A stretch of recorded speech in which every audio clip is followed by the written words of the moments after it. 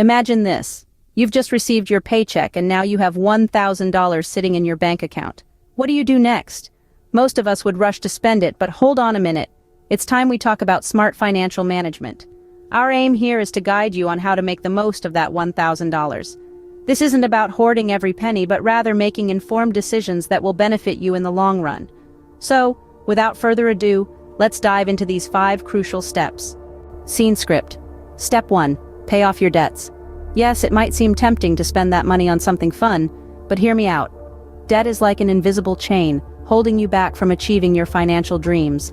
It grows, silently but steadily, due to accumulating interest.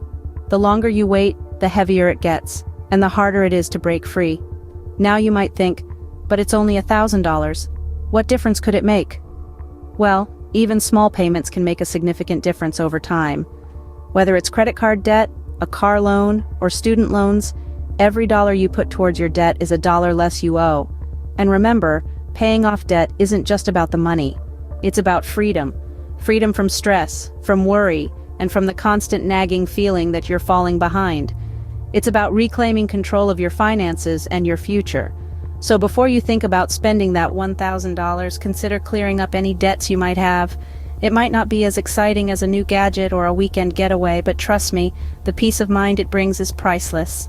Moving on to step 2, save for emergencies.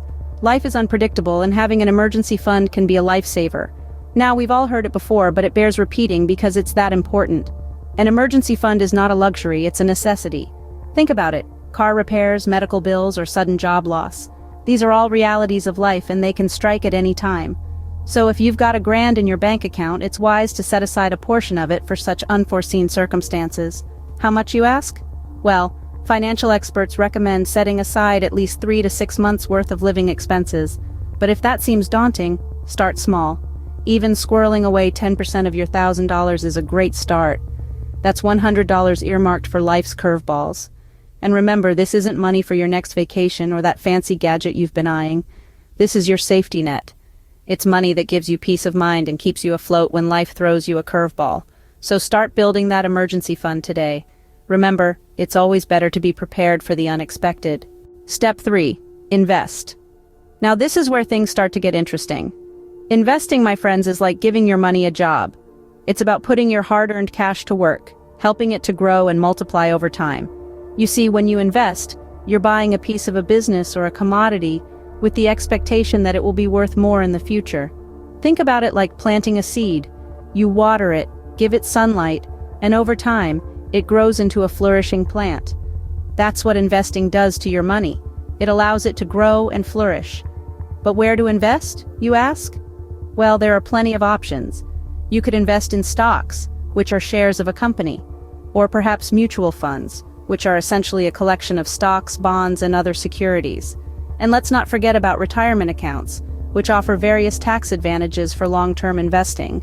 Remember, investing is not a get-rich-quick scheme. It's a long-term strategy that requires patience, research, and a bit of risk-taking. So don't let your money just sit there.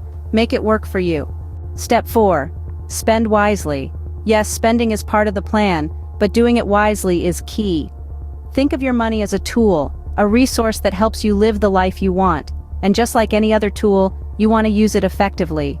That's where mindful spending comes in. It's about being aware of where every dollar goes. It's about understanding the difference between your needs and your wants. Your needs are the essentials, the things you can't live without. Your wants, on the other hand, are the extras, the nice-to-haves. From your $1,000, allocate a substantial portion for your needs. This could be for groceries, utilities, rent, or transportation. Then set aside a little for your wants. Maybe there's a book you've been eyeing or a new gadget you've been dreaming about. But the key here is balance. Don't blow all your money on a want, only to find out you can't cover your needs. And don't forget to enjoy the fruits of your hard work. After all, what's the point of having money if you can't use it to bring a little happiness into your life?